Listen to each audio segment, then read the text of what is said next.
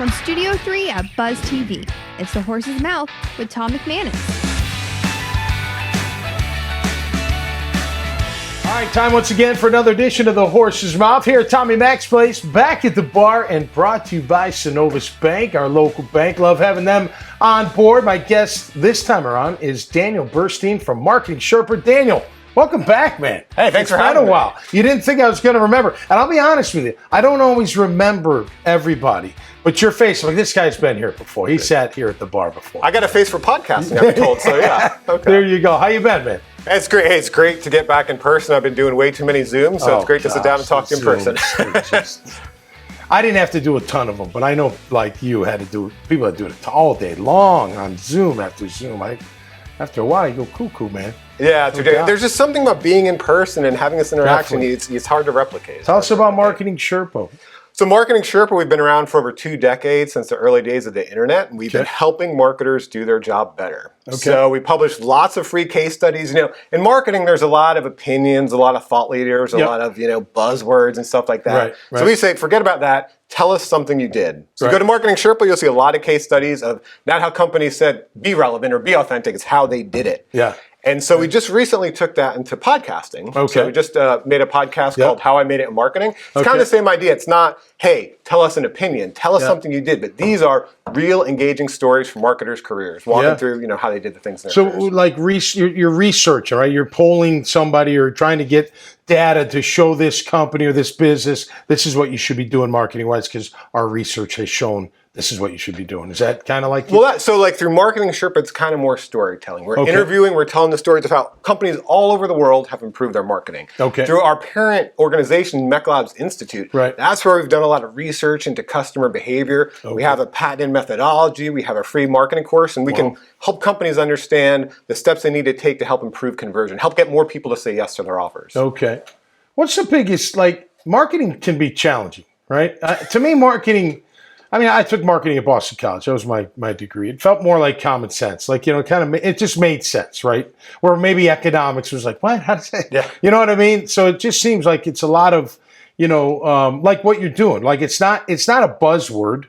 That's niche-y to me, right? It's not genuine enough. I don't know. Maybe my marketing is more of a genuine approach than trying to capture them with some buzzword that's going to make him go, oh, good. I don't know. That's just the way I look at it, I guess. Well, we need more marketers like you. So the problem is, yes, it starts as common sense. Yeah. Just as, Picasso said, when we're kids, we know how to be artists and then we forget. Right?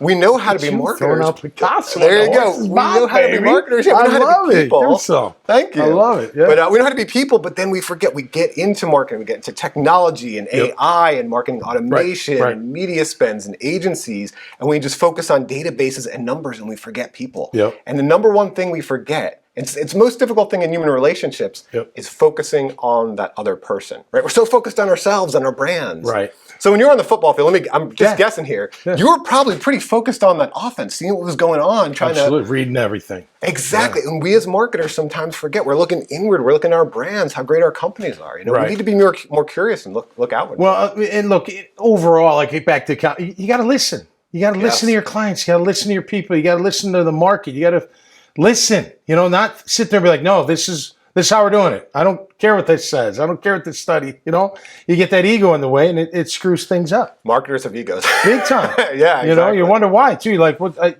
What you want to get the most creative award of the year? What's the problem? Here's my thought. I think that's a fair reason. We're working with a tech startup, and they're doing really cool technology. If you're working for a startup, you're pouring your life into that, right? Totally. You're working 80 hours, 100 hours a week. Yeah, tons of money. Yeah. So you have to think.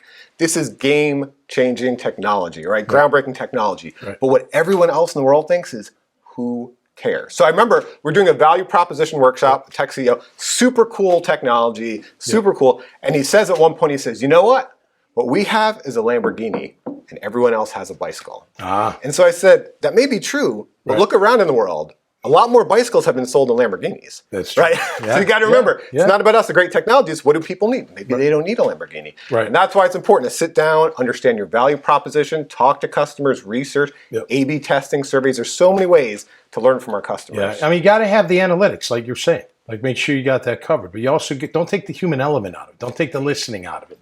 That's where your point. consulting comes in, I would imagine, right? Well, that's where we can help companies, because you look at analytics, everyone's got data, everyone's got numbers, but what does it mean? There's people behind that. And so what we do, when we sit down with a company, we look at that data, and then we form a hypothesis.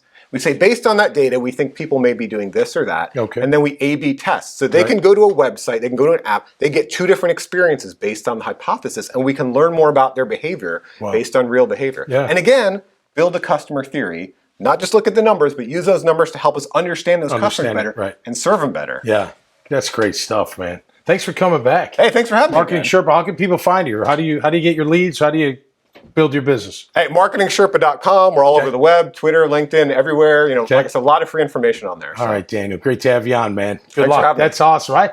And you threw out Picasso. That's pretty awesome, man. No doubt about it. That'll do it for us this time around right here on the Horse's Mouth at Tommy Mac's Place. Love being at the bar, talking to local businesses and just helping people and getting them right.